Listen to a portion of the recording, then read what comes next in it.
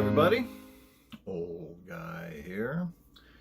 Bit of a different perspective because the really cheap video camera that I've been using has finally gone TU, so I'm using my really cheap phone.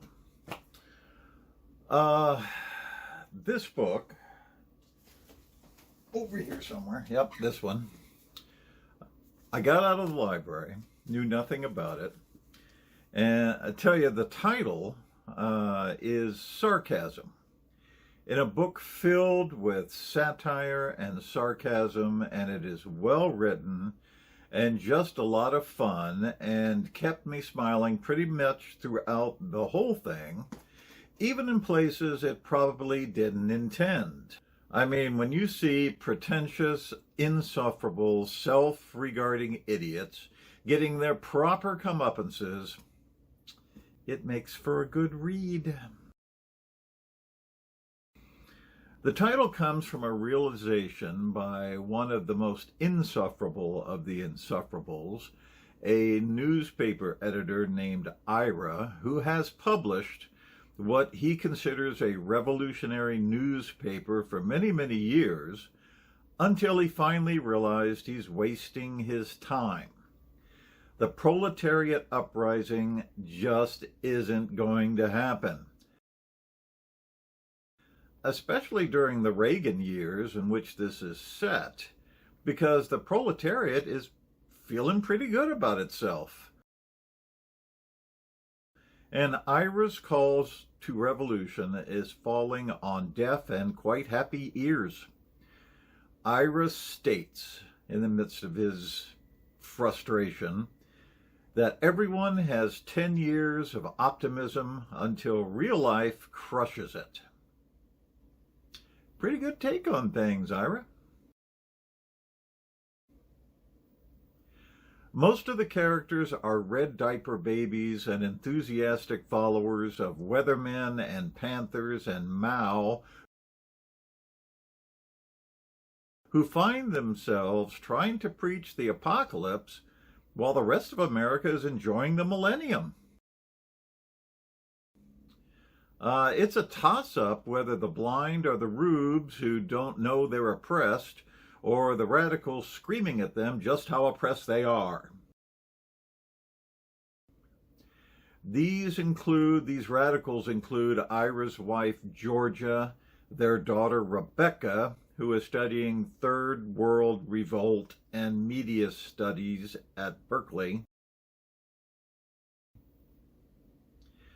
Rebecca's crush, David, and Caleb Silver, the fake owner and director of an even more fake summer camp called Yamalo, set in the Colorado desert. Translated, any way that you wish, to me it's like call it or say it, name it. Everything centers around Yamalo, which is a class action lawsuit waiting to happen if the events on it were set some 20 years later. But back then, cults and their cult centers pretty much got away with it. Until they didn't. Not that Yamalo is an actual cult. It's more inadvertent than that, with the self-deluded Caleb conducting himself with an affected nobility that entrances the waifs sent to him by enlightened and rich bleeding heart parents every year for back to the land experience. That is actually nothing more than Caleb using free labor to improve his holdings. And boy, does it need improvement. This is desert land that only Jim Morrison would appreciate. But Caleb convinces himself and David that it is a spiritual portal to enlightenment. If he could just get the place in order. Caleb comes by the property through deceit and the untimely collapse of the local economy when Exxon pulls out of its nascent oil operations, driven out by ecologist protesters, of whom Caleb is later associated. Don, the former owner of the land, stays on in a trailer located next to the house that Caleb appropriates, and Donnie, Don's son, hatches a plot to get the land back from Caleb. You get the idea. There are plots and subplots and side stories and lots of people doing things badly or obtusely or naively, and it is all great. Just great. Especially if you regard these people as the hypocritical fakes that they obviously are, but which they will never realize. Ever. I'll bet every one of them ended up in the Biden administration. And it is extremely well written. Probably too well. It has an MFA imprint across the whole thing. You know, it feels like every sentence was subjected to writing professor scrutiny. Let's use this word. It has an obscurity and melody to it. It also feels like it got MFA committee approval.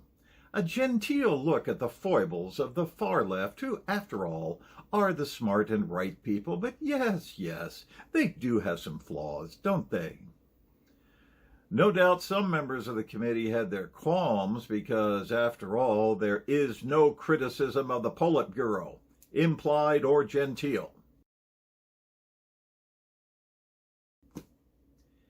Even when it's roundly deserved. Guy here.